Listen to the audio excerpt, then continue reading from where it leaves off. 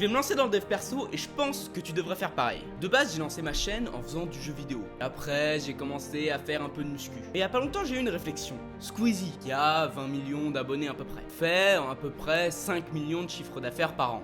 Par comparaison, Yumi Denzel, qui a 20 fois moins d'abonnés, en fait 60 millions. Ça veut dire qu'un abonné de Yumi en vaut 100 de Squeezie.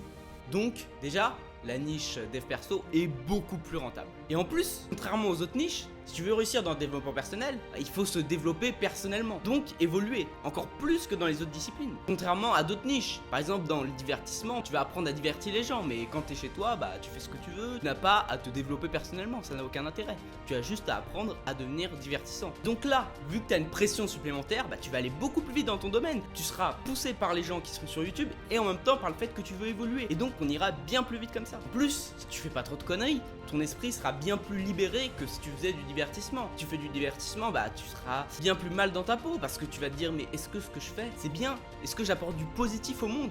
Ou est-ce que je le rends encore plus mauvais? Alors que dans le dev perso, en principe, tu apportes des solutions aux gens. Tu leur apportes de quoi s'améliorer, de quoi devenir une meilleure version d'eux-mêmes. Et donc ton esprit sera bien plus libre et tu pourras beaucoup mieux avancer. En plus, si tu fais du développement personnel en principe, certains te détesteront, certains t'adoreront, mais personne ne te prendra pour un guignol. Tout le monde te respectera un minimum. Ou au moins, personne ne te considérera comme un saltimbanque.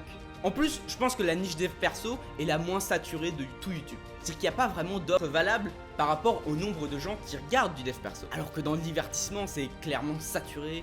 Dans le jeu vidéo, ça l'est aussi. Alors que cette niche, je pense déjà qu'elle est en expansion et qu'en plus, il n'y a pas assez d'offres. Donc au final, c'est pour ça que je veux rentrer dans la niche dev perso.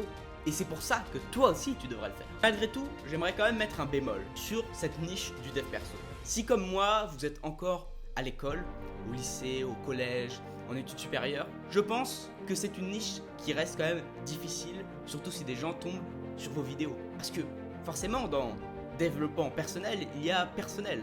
Vous allez dévoiler des choses intimes. Les gens vont peut-être s'en moquer, les gens vont peut-être vous critiquer, vous harceler. Et ça, il faut pouvoir y résister. Je pense en être capable, et donc, je me lance.